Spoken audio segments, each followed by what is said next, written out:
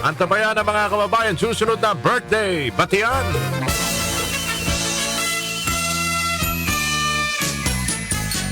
Maligayang bati sa iyong Happy birthday! Bati na natin paring Ray para kainan na. Mahaba ng pila sa buffet. Maligayang bati. Makaunti lang naman nagdiriwan ng kaarawan today. March 5 celebrators. Maligayang kaarawan, happiest birthday sa nag-iisang Eric Pagbitan sa buhay ni Madam Gina Cordoba Pagbitan. Happy birthday! Ka Eric, maligayang kaarawan sa iyo. 50th birthday aba. Golden Boy, Eric Pagbitan. Pagbati mula sa mga taga 888 Pagkaing Dagat at iba pa sa Marikina Public Market. Again, happiest 50th birthday, Sir Eric. Mabuhay ka hanggang gusto mo. Happy birthday!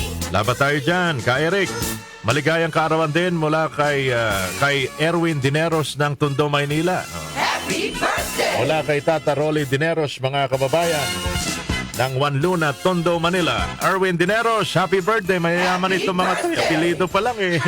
Pera na, Dineros.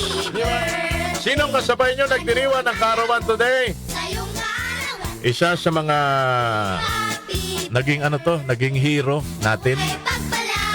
Makabagong bayani, si Efren Peña Florida. Naalala niyo pa ba siya? Si social worker.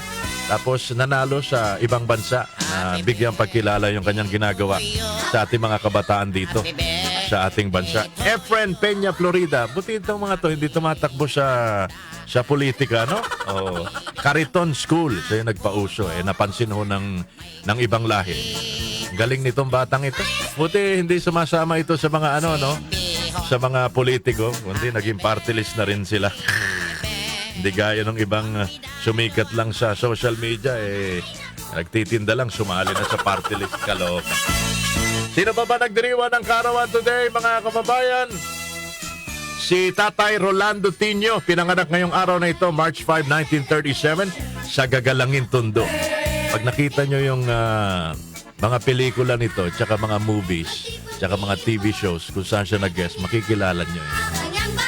Rolando Santos Tino was a multi-faceted Filipino artist known for his contributions as a poet, dramatist, director, actor, critic, essayist, and educator. Rolando Tino, mga kababayan, it's his birth anniversary. Enjoy your day because it's your birthday.